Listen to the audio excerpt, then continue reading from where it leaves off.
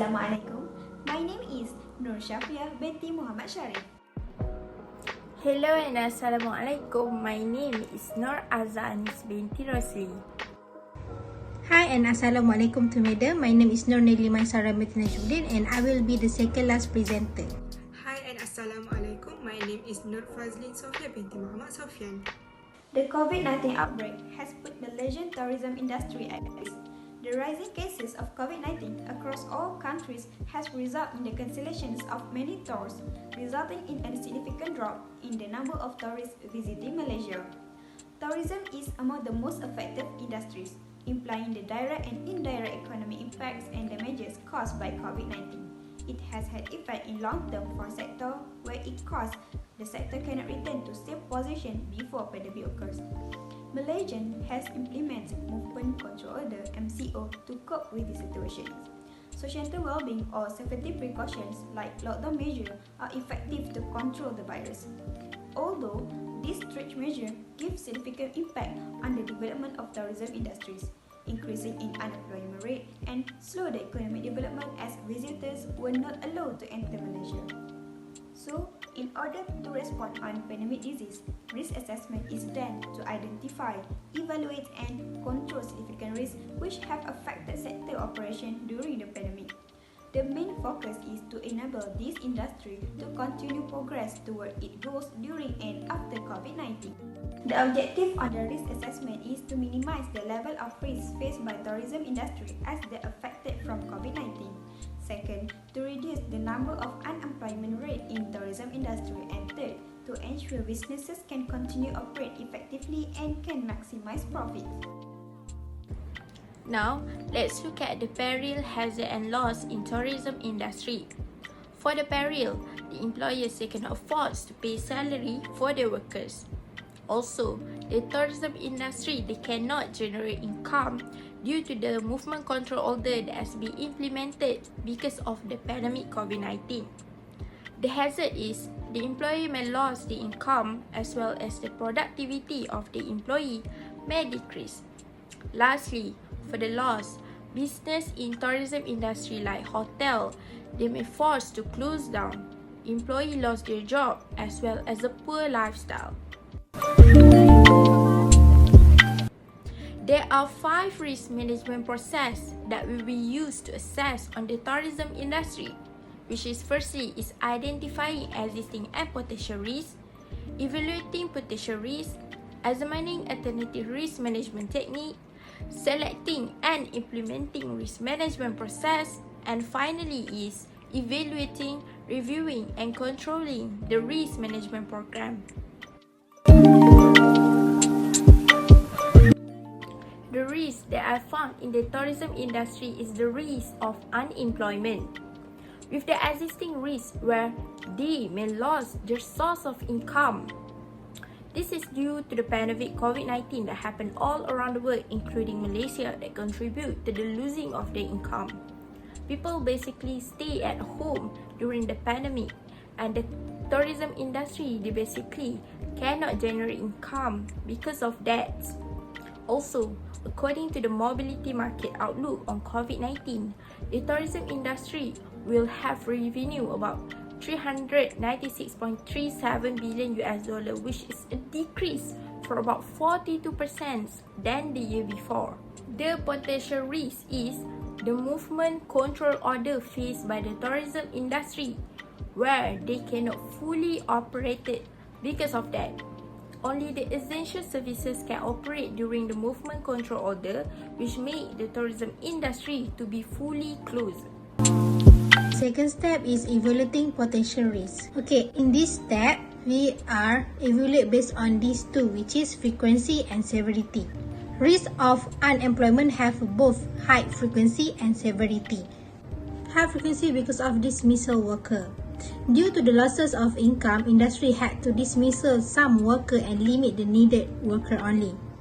The higher number of workers will affect the industry financial because they cannot afford to pay their salaries. After that, high severity because of increasing unemployment rate. When industry had to limit the number of workers due to the COVID-19, it made the rate of unemployment increasing each year. Unemployment rate increased from 3.3% in 2019 to 5.3% in 2020. The number of unemployment person escalated by 40.6,000% to 768.7,000 person. We go further on the step 3, which is examining alternative risk management technique. Because of the high frequency and high severity, so we can use on the examining alternative risk management technique based on two, which is loss prevention and also loss reduction. Okay, based on the loss prevention, first one is pay cut salary. In Kota Kinabalu, because of the operator had no money, they were unable to pay their employees and cover their operating expenses. According to IDS, which is Executive Director Anthony Kiok, among other findings from the pool, 32% of workers in this group suffered a wage cut, while another 34% were on unpaid leave. This pay cut salary can be the best alternative to prevent from worker being dismissal. Second is maintain good attitude and performance. Employees must maintain their performance by thriving in their roles in order to ensure job prevention. Most companies in the tourist business such as airlines would lay off workers because they cannot afford to pay their employees' salaries. The best option now as employee, you need to be sure you do your best in your position to avoid from being fired. Next, you can also do online business.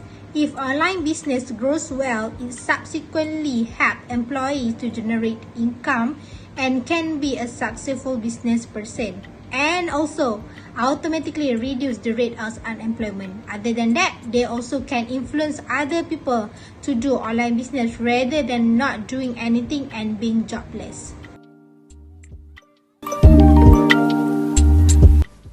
Next step is step 4. In this step, we require to selecting and implementing risk management process.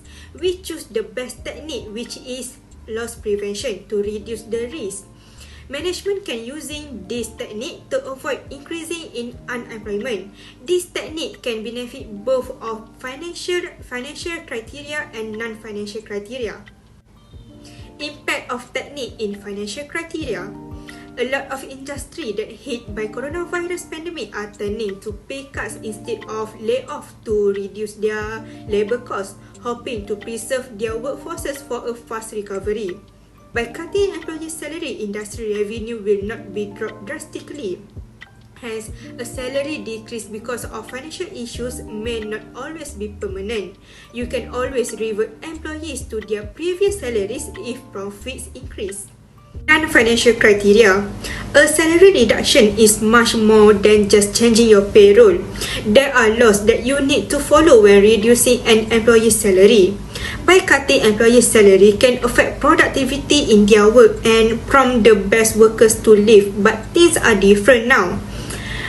Although tourism business fully recognize that crisis is first of all humanitarian in nature, they are calling for government to provide financial constraint to business and ensure a continuous dialogue between policymakers and industry. This technique can make the industry as well as businesses last longer. The growth of organization might be constant, but it will bring positive effect in the future.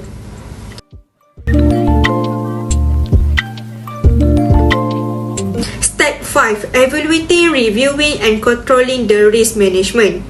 After 2 years living in this pandemic, business already can adapt to COVID-19 regulation. Domestic tourism is expected to play an important role in leading the initial recovery phase.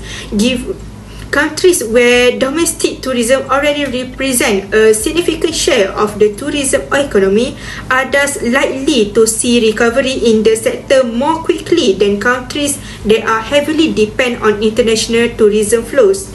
Many countries and the tourism sector are moving to promote domestic travel and cater to visitors from their country. I know is not enough.